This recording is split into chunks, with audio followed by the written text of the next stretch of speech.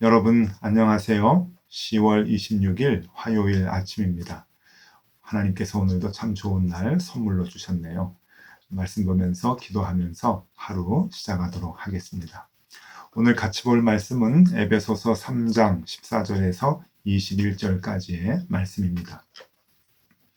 이러므로 내가 하늘과 땅에 있는 각 족속에게 이름을 주신 아버지 앞에 무릎을 꿇고 비노니 그의 영광의 풍성함을 따라 그의 성령으로 말미암아 너희 속사람을 능력으로 강하게 하시오며 믿음으로 말미암아 그리스도께서 너희 마음에 계시게 하시옵고 너희가 사랑 가운데서 뿌리가 박히고 터가 굳어져서 능히 모든 성도와 함께 지식에 넘치는 그리스도의 사랑을 알고 그 너비와 길이와 높이와 깊이가 어떠함을 깨달아 하나님의 모든 충만하신 것으로 너희에게 충만하게 하시기를 구하노라. 우리 가운데서 역사하시는 능력대로 우리가 구하거나 생각하는 모든 것에 더 넘치도록 능히 하시리에게 교회 안에서와 그리스도 예수 안에서 영광이 대대로 영원 무궁하기를 원하노라. 아멘. 네, 오늘 화요일 아침입니다. 먼저 여러분들께 죄송하다는 말씀을 드려야 될 것 같습니다. 어제 중간에 이 음성이 나오지 않는 그 사고가 나서 여러분들 많이 당황하셨을 텐데 죄송합니다. 제가 이 카메라를 새로 구입을 해서 녹화를 하는데 음성이 중간에 끊긴 것을 확인하지 못하고 이제 편집을 부탁을 해서 이제 그랬던 것 같습니다. 여러분 죄송하고요. 많은 분들이 출근할 때 특히 운전을 하면서 이 주심기도에 참여하시는 분들이 꽤 계시는 걸로 알고 있는데 그런 분들에게 이 그 자막 처리를 해드려서 이렇게 신경 쓰이게 해드린 거 너무 죄송하게 생각합니다. 우리 그저께 밤이죠. 그 제작을 할 때, 편집을 할 때 우리 영상실 실장님은 밤을 샜던 것 같습니다. 그래서 자막 처리해 주시느라고 애를 많이 썼는데 하여튼 모든 분들께 죄송한 말씀을 드립니다. 자, 오늘은 에베소서 3장 뒷부분의 그 말씀인데 에베소서 1장에 에베소 교인들을 위해서 중보기도하는 내용이 나오죠. 아마 기억을 하실 것입니다. 세 가지 중보기도를 바울이 간절하게 한다라고 말씀을 이제 했습니다. 우리의 소명이 무엇인가 하는 것, 소명을 알아라라고 하는 기도를 이제 했고요. 그리고 또 우리가 하나님의 자녀가 되었다라고 하는 것을 알기를 바란다 하면서 기도를 했고 또 우리의 능력이 얼마나 큰지 너희들이 아느냐 그것을 알기를 바란다 하면서 중보의 기도를 했던 바울의 기도를 우리가 기억을 합니다. 오늘 에베소서 3장에 보면은 또 한번 바울이 에베소 교회 교인들을 위해서 기도하는 내용이 나옵니다. 그런데 이번에는 1장에서 중보 기도를 했을 때는 그리스도인들의 정체성이 무엇인지 너희들이 알기를 바란다 라고 하는 기도의 제목을 갖고 기도를 했다고 한다면 이번에는 에베소 교회 교인들에게 너희들이 생활을 할 때 에베소라고 하는 그 도시에서 생활을 할 때 어떠한 마음 자세로 생활을 해야 하는가라고 하는 삶의 아주 근본적인 그 생활의 자세들을 가지고 지금 중보 기도를 해주고 있습니다. 왜냐하면은 그 에베소라고 하는 그 도시 자체가 그 옛날 로마 시대의 소아시아의 수도였던 아주 거대한 도시였죠. 문화와 무역과 정치, 경제 모든 것의 중심지였던 아주 큰 도시였고 그곳에서 많은 사람들이 돈을 쫓아서 경제력을 추구하기 위해서 살았고 또 종교적으로는 여러 신들을 섬기면서 우상을 섬기면서 특별히 아데미 이 신전까지 거창하게 만들어서 그렇게 생활했던 것을 보면은 정말 그 종교성, 우상을 숭배하는 종교성이 굉장히 컸던 거대한 도시로 여겨집니다. 다시 한번 그 에베소의 그 당시의 유적들을 한번 좀 보여드리면요. 여러분, 정말 지금 봐도 엄청난 도시가 아니었는가 생각이 들 정도로 아직 그 유적지, 그 흔적만 봐도 정말 거대한 도시였다, 로마의 도시였다라고 하는 것을 이제 알 수 있게 되고요. 그들이 섬겼던 그 아데미 신의 그 신전, 우리가 그 신전 터를 이제 잘 알고 있는데 그 신전을 그 복원한 것을 한번 좀 보여드리겠습니다. 이 사진이 그 아데미 신전을 그대로 복원을 조금 작게 이제 복원을 한 건데 터키의 수도죠. 이스탄불의 미니아 투르크 공원이라고 하는 곳에 저 미니어처가 있습니다. 근데 그렇게 작은 것은 아니고 굉장히 크게 이제 그 모형을 지어놨는데요. 저 기둥이 그 당시 그 실제 아데미 신전에 그 보면은 저 기둥이 20m입니다. 20m짜리 기둥이 127개를 세워서 저렇게 이제 거대한 신전을 만들었는데 저것이 건축 역사에 있어서 7대 불가사의 중에 하나죠. 세계의 역사 7대 불가사의. 그러니까 어마어마하게 정말 어떻게 저것을 지었을까라고 할 정도로 그렇게 어마어마한 건물을 그 당시에 이제 지었던 것이죠. 여러분, 에베소 도시라고 하는 곳이 바로 이런 곳입니다. 이런 곳에 이제 교회가 생겨나고 그 교인들이 치열하게 복음을 가지고 살아야 하는데 그 곳에서 어떻게 교인들이 삶의 자세를 가지고 살아야 하는가라고 하는 것을 지금 바울이 중보의 기도를 해주고 있습니다. 크게 두 가지 중보 기도를 하는데요. 첫 번째로는 속 사람이 강건해지기를 지금 기도하고 있습니다. 그러니까 우리의 속 사람이 하나님 안에서 늘 강건해지기를 이제 바란다라고 하는 마음을 갖고 있는데요. 16절입니다. 그의 영광의 풍성함을 따라 그의 성령으로 말미암아 너희 속 사람을 능력으로 강건하게 하시오며. 네, 정말 우리의 속 사람이 강건하게 되기를 원한다라고 바울이 기도를 하는데 여러분 이 바울의 이 기도 중에 속 사람을 강건케 한다. 속 사람이 뭔지 알아야 되죠.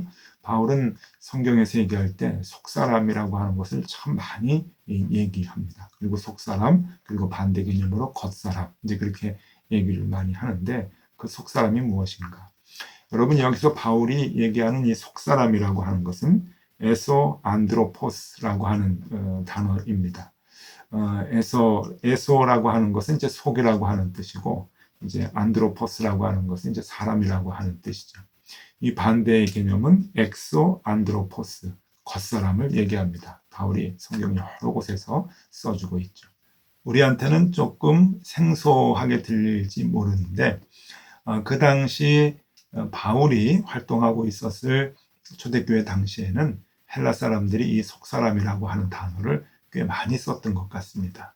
그 사람들은 속사람, 겉사람, 그러니까 에소 안드로포스, 엑소 안드로포스라고 하는 이 단어를 생활 중에서도 많이 썼던 것 같은데 그렇게 많이 썼다고 한다면 그들이 갖고 있는 개념들이 있을 겁니다.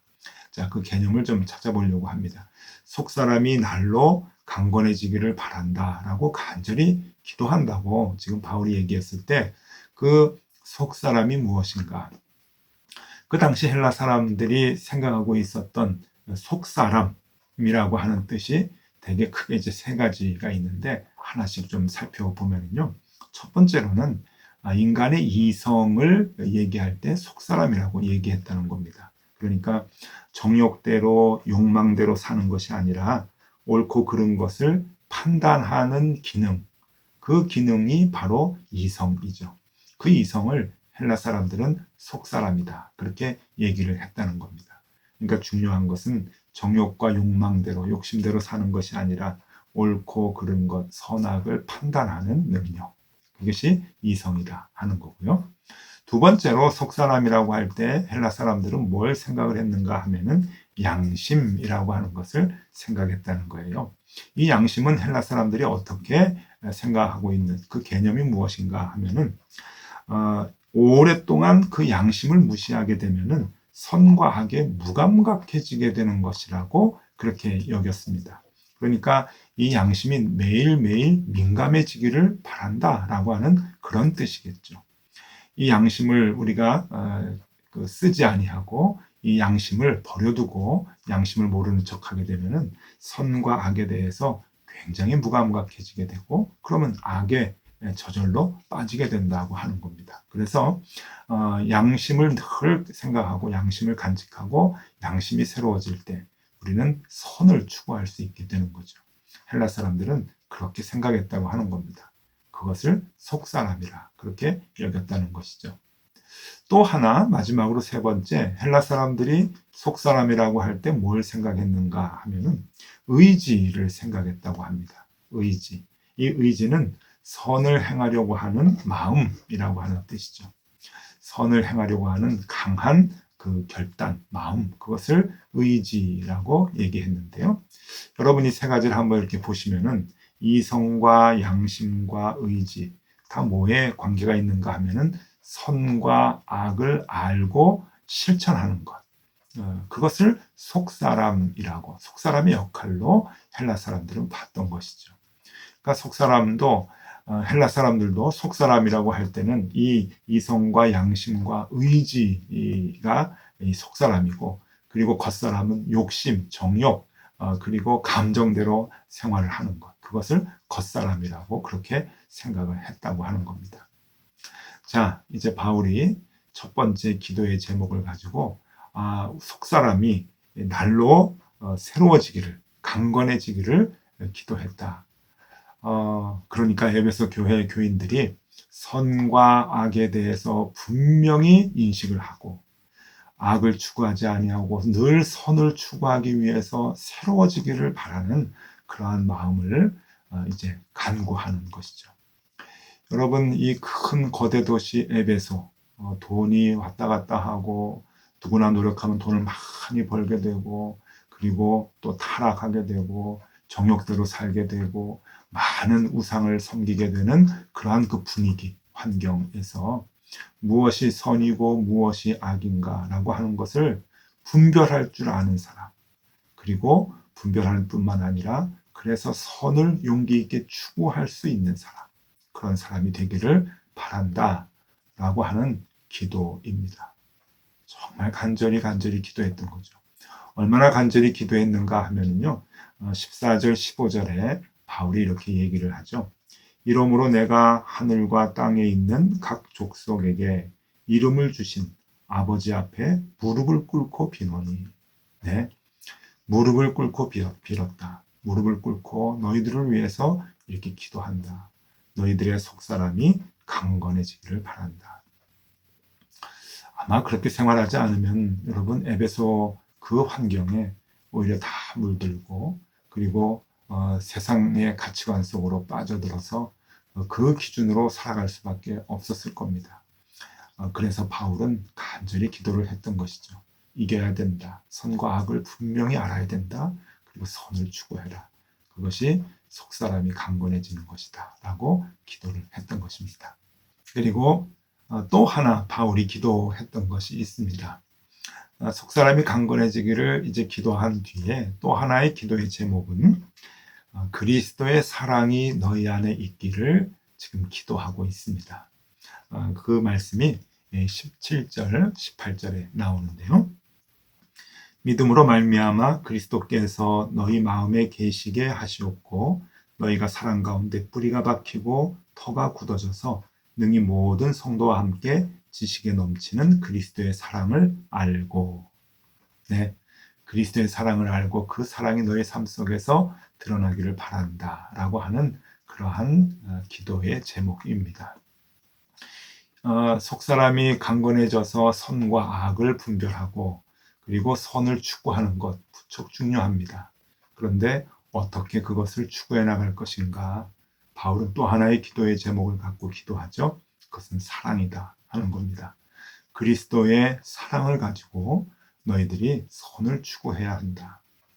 선과 악을 분별하고 선을 선택하며 살아갈 때 여러분, 잘못하면 우리는 남들을 정죄하고 그리고 남들을 무시하고 그리고 아주 고집 있게 그렇게 남들과 대결을, 갈등을 하면서 살아갈 수도 있겠죠. 그런데 그리스도인들은 하나가 더 있어야 된다고 하는 겁니다. 그 선과 악을 분별하며 살아갈 때 그리스도의 사랑을 가지고 살아가야 되는 것이죠.